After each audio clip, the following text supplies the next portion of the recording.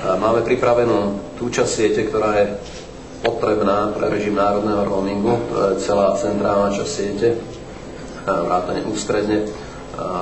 Nebudem vás zaťažovať technickými detailami, jedná sa o relatívne komplexnú operáciu, ale momentálne prebieha testovanie a budeme plne pripravení k 2. februáru tohto roku.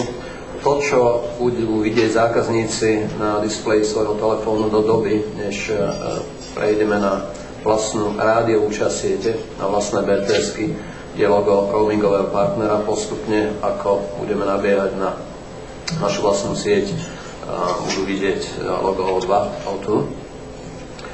Máme dohodnuté všetky parametre prepojenia s lokálnymi operátormi a zahraničnými operátormi, s ktorými potrebujeme byť prepojení, a prebieha plným tempom výstavba vlastnej siete a rádiovej časti siete.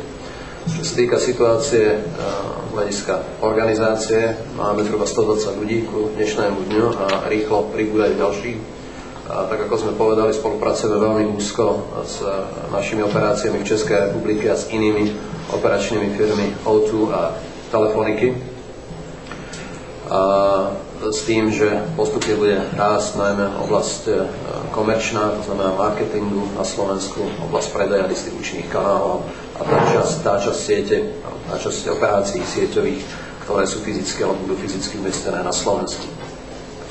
Samotná registrácia jednotiek bude prebiehať ešte 8 dní do konca januára, s tým, že od 2.2. jednotky začínajú telefonovať.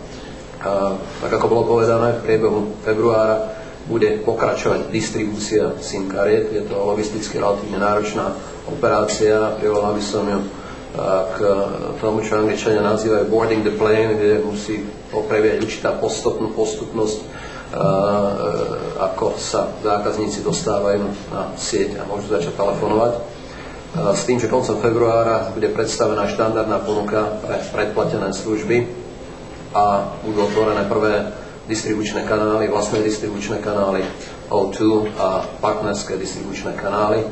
A tak, ako sme už informovali, v druhom štvrť roku bude predstavená ponuka tzv. Fakturovaných postpaidových služieb. Takže vítajte vo svete O2. Sme radi, že môžeme túto správu dneska